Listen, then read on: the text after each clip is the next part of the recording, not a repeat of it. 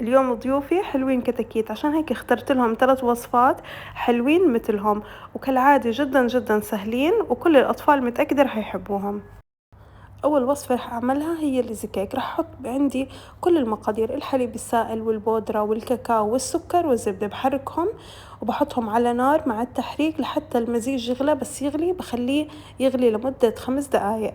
وآخر شي رح أحط عندي هون الشوكولاتة المقطعة، وبدون شوكولاتة كمان بتنفع. إذا بدكم تعملوها بس بالمقادير بدون الشوكولاتة كمان بتنفع. مجرد خلص ما دابت الشوكولاتة رفعتها عندي، بتركها تبرد لمدة 15 دقيقة، تخف حرارتها يعني ما تبرد على الآخر. عندي هون بسكوت الشاي، رح أكسره هيك بإيدي لقطع تقريبا بهذا الحجم. بضيف عليه 3 معالق من جوز الهند المجفف. وبعدين عندي بحط خليط صوص الشوكولاتة، بيكون عندي لسه دافي بس يعني خفت حرارته. بقلبه مع بعضه كتير منيح لحتى كل البسكويت يتغلف عندي ويتشرب صوص الشوكولاتة. صار عندي بهذا الشكل.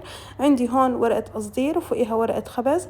حطيت الخليط رح أعمله على شكل رول. أول إشي هيك لفيته بورقة الزبدة، وبأكد لف الأطراف كتير منيح، وبعدين بلفه بورقة القصدير وبحطه بالفريزر على الأقل لمدة 2 ل4 ساعات. بطلعه هون بعد ما طلعته من الفريزر رح أحط عليه أغلفه بجوز الهند. ممكن كمان تغلفوه بالبسكويت المطحون حسب رغبتكم.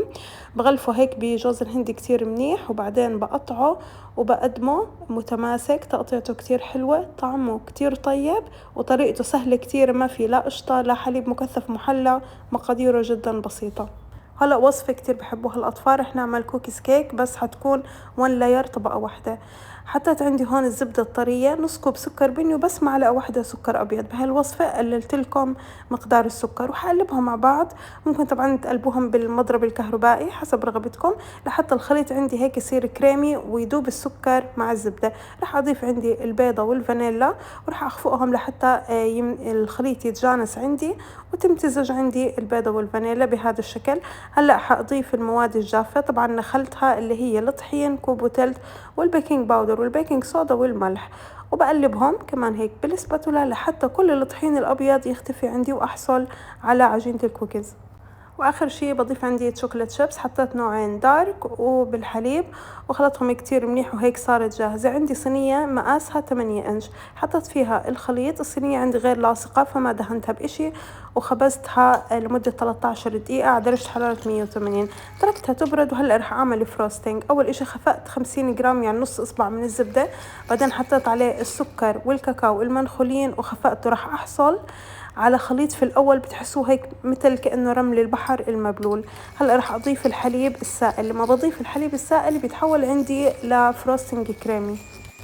رح أخفقها تقريبا لحوالي 5 دقايق. الخليط هيك لونه يفتح والسكر يدوب. طبعا لازم تستخدموا السكر الباودر الجاهز مش اللي احنا بنعمله في البيت لحتى تطلع عندي الكريمة ناعمة. هلأ عندي بعد ما كيكة الكوكيز بردت حطيت الفروستنج عليها وحطيت شوية سبرينكلز وصارت جاهزة.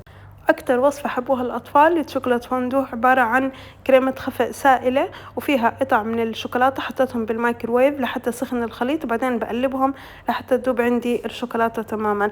هيك صار الخليط جاهز. هلا عندي هذا الوعاء الخاص بالفوندو الشوكولا، بيجي هيك تحتيه شمعة عشان إذا برد الخليط إنه نقدر نرجع نسخنها وتذوب الشوكولاتة. قدمت معها فراولة، موز، ميني كوكيز، ويفر، بريتزل، مارشميلو، وهيك قدمت ضيافتي. وما تتخيلوا قديش الأطباق كانت طيبة والوصفات كلها جدا جدا سهلة.